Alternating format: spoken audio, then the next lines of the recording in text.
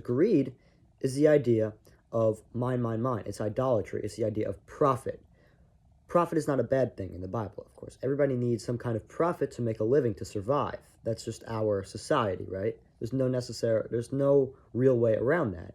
Even God acknowledges this fact when he says that you should give the church and you should give to the poor, or in the form me, 20% of your earnings, right? Which means you're getting earnings, okay? So that's the important part to take away from that in this case.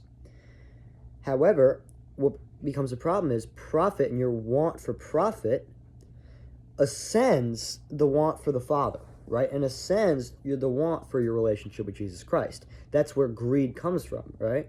You get this idea of greed in our culture as that's all you think about. And that's true. To turn that into a religious aspect, it's to think about greed or money and profit more than God, right? Now, once again, greed doesn't necessarily have to mean money. Greed can also mean power, right? It can mean anything that it's basically gluttony, but you not have it, right? Okay? So now you just need to take in as much as possible and not give any away. That's what greed is, right? When you don't give your 20% to the Lord, it is considered to be greed, because now you cannot give it up. A great example of this is Matthew, right? In the book of Matthew, is it Matthew? The Gospels.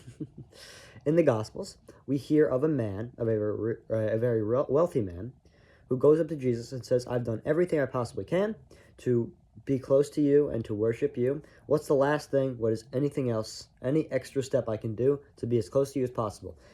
Without blinking, Jesus says, sell all your possessions right now, humble yourself, become less lavish, and follow me without your possessions. And the man turned away with a very deep and upset heart. That is because this wealthy man, even though he was doing all these different things for Christ, he had that greed in his heart. He had that love for his possessions over love for the Christ, right? So it's not necessarily that Jesus in that parable, what many people take from that is, we need to go and sell everything.